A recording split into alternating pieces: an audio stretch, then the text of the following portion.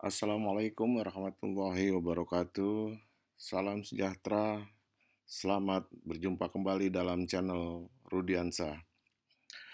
Pada kesempatan kali ini saya akan mencoba mengimplementasikan terhadap konsep-konsep yang telah saya berikan pada video-video sebelumnya mengenai PDB.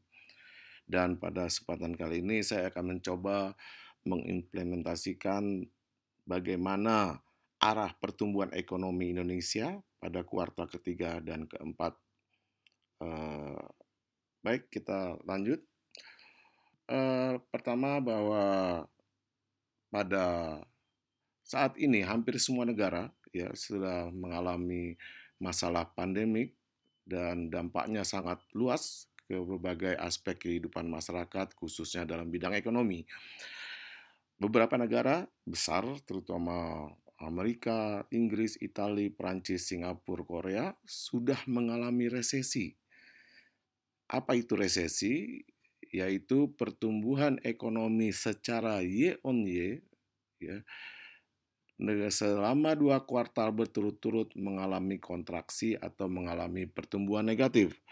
Ya, jadi negara-negara tersebut secara year on year 2 kuartal berturut-turut mengalami kontraksi. Nah, di Indonesia pada tanggal 5 Agustus kemarin BPS telah merilis pertumbuhan ekonomi tahun 2020 ya, yang pertumbuhannya sebesar minus 5,23% ya, dan beberapa pengamat mengatakan bahwa Indonesia sudah memasuki yang namanya resesi teknikal. Kenapa? Karena secara Q2Q, triwulan berturut-turut, triwulan 1 dan triwulan 2 atau kuartal 1, kuartal 2 mengalami kontraksi negatif, namun secara year on year baru terjadi di kuartal kedua mengalami negatif.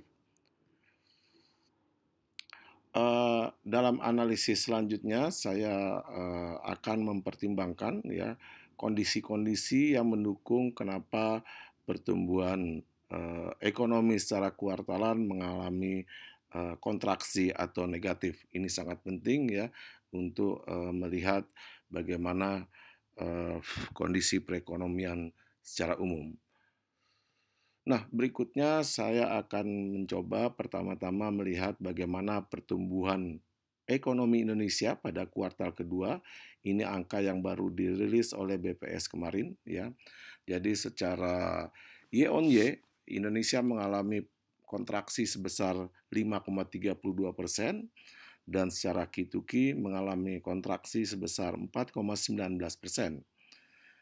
Ini artinya bahwa produksi barang dan jasa pada kuartal 2 2020 ini mengalami penurunan sebesar 5,32% dibandingkan kuartal 2 tahun 2019.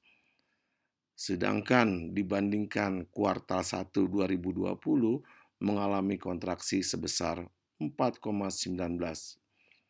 Nah, jadi memang ini dalam beberapa puluh tahun terakhir ya Indonesia baru mengalami kontraksi secara year on year dan Q2Q. Fenomena yang terjadi pada kuartal kedua ini adalah bahwa memang pemerintah melakukan kebijakan yang disebut dengan PSBB. Ya, hampir seluruh daerah melakukan PSBB sehingga secara umum beberapa aktivitas ekonomi mengalami stagnat. Berikutnya saya akan perlihatkan di sini pertumbuhan ekonomi secara year on year kuartalan ya. Jadi pada triwulan 2 2020 mengalami kontraksi sebesar minus 0,32%.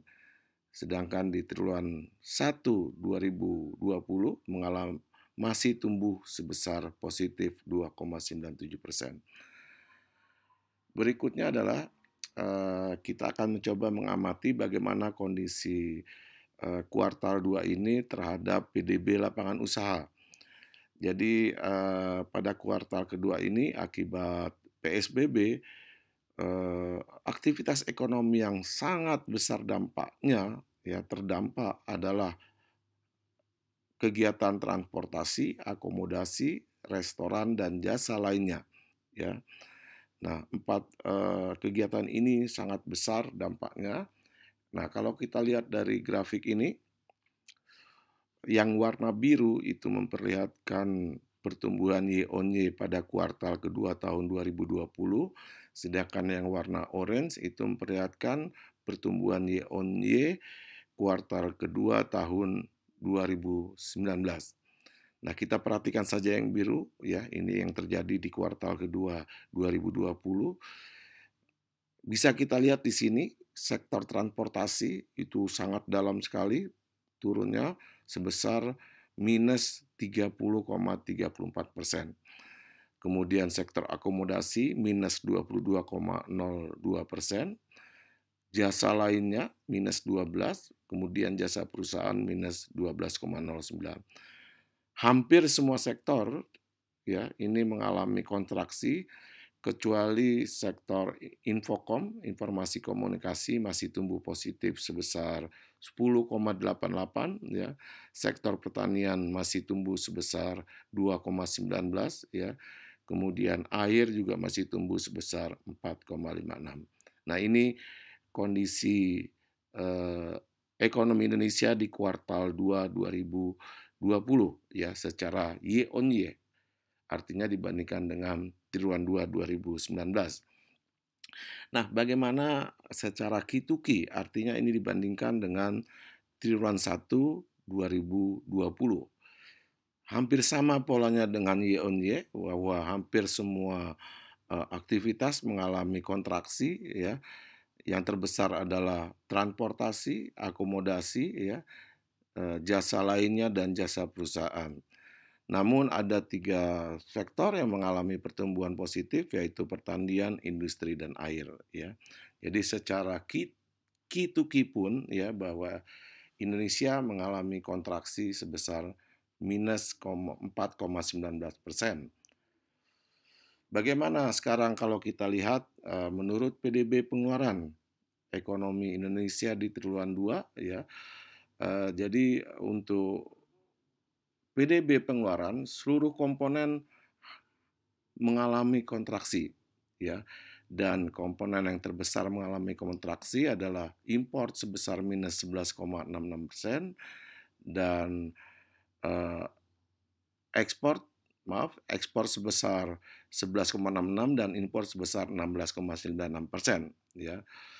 Sedangkan konsumsi rumah tangga yang memiliki kontribusi terbesar, ya, lebih dari 57%, ikut mengalami kontraksi sebesar 5,51% akibat melemahnya daya beli masyarakat. Ya, ini sudah kita ketahui bersama bahwa di triwulan 2 kemarin eh, pemerintah untuk mengurangi atau meningkatkan daya beli, memberikan bantuan BLT dan seterusnya, dan juga terjadi PHK di mana-mana.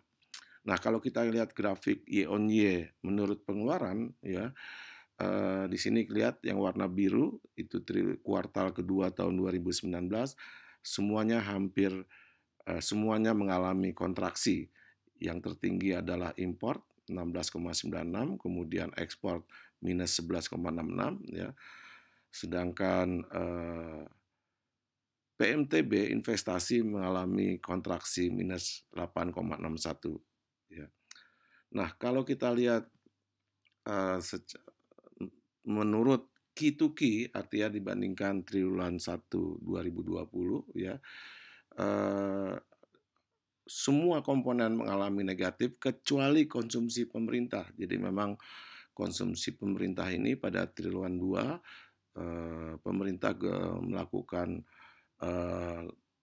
pengeluaran yang begitu besar dibandingkan triwulan 1 2020, ya, meningkat sebesar 22,32%, ya. Nah, berikutnya adalah bagaimana, ya, arah pertumbuhan kuartal ketiga dan kuartal keempat, ya. Tadi saya menjelaskan mengenai real kondisi di kuartal kedua, yaitu bulan April, Mei, Juni, ya, di mana pada saat itu terjadi pengetatan PSBB, ya, dan berbagai aktivitas hampir terhenti. Nah, pada kuartal ketiga ini, yaitu bulan Juli, Agustus, September ya, sudah mulai, eee, dilonggarkan, artinya sudah memasuki, eee, new normal ya. Diperkirakan ya bahwa kuartal ketiga keempat ini secara year on year, masih terkontraksi ya. Eee, Kenapa? Karena untuk kembali normal ya, karena di sini year on year dibandingkan dengan triwulan ketiga 2019, eee, prediksi saya bahwa, eee, ekonomi triwulan 3 masih kontraksi ya. Eee, di tahun 2019 itu ekonomi sangat baik ya, di mana di sana ada pilpres, pileg ya, dan beberapa, pembangunan infrastruktur yang berskala besar ya, sehingga untuk menyamakan kondisi di triwulan 3 dan 4 2019 itu, kecil kemungkinannya. Demikian juga dengan kegiatan-kegiatan ekonomi yang mengalami cukup dalam ya, seperti transportasi, akomodasi, jasa layanan, dan jasa perusahaan. Ini memerlukan usaha yang cukup besar untuk bisa kembali kondisi normal, apalagi melebihi kondisi tahun 2009. Nah, ini alasannya mengapa secara year on year ya, ekonomi Indonesia diprediksi mengalami, kontraksi ya.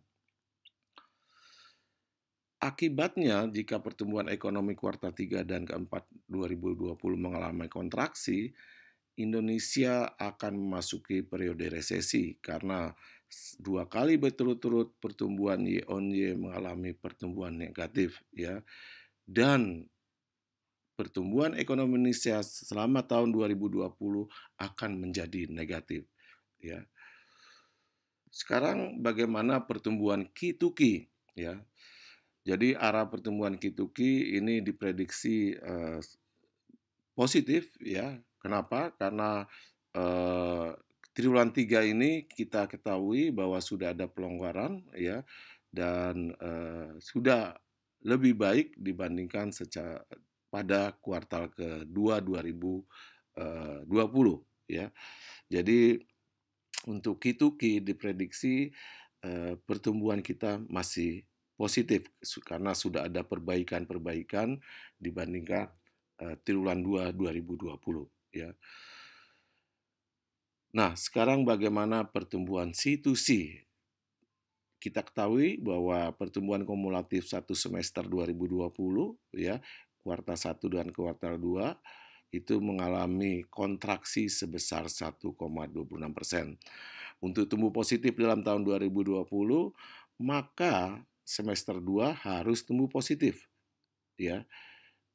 Jadi, kalau ingin 2020 tumbuh positif ya, karena satu semester kemarin kita sudah tumbuh negatif, maka semester 2 harus tumbuh positif. Pertumbuhan ekonomi 2020 bisa menjadi positif jika berbagai usaha yang dilakukan oleh pemerintah dapat mendorong, pendapatan masyarakat sehingga daya beli kembali normal. Ini syarat pertama, kemudian syarat kedua adalah kondisi aktivitas ekonomi ini memungkinkan dunia usaha kembali berusaha normal, sehingga roda perekonomian berjalan normal kembali, ya. Nah, terakhir adalah apakah ekonomi akan tumbuh positif atau negatif pada kuartal berikutnya, kuartal ketiga dan kuartal keempat. Jadi ini semua sangat tergantung dari usaha pemerintah dan masyarakat dalam bertindak untuk keluar dari pandemi COVID-19. Nah, demikian beberapa informasi yang dapat saya sampaikan terkait dengan arah, pertumbuhan ekonomi pada kuartal 3 dan kuartal keempat. Semoga bermanfaat. Assalamualaikum warahmatullahi wabarakatuh. Salam sejahtera.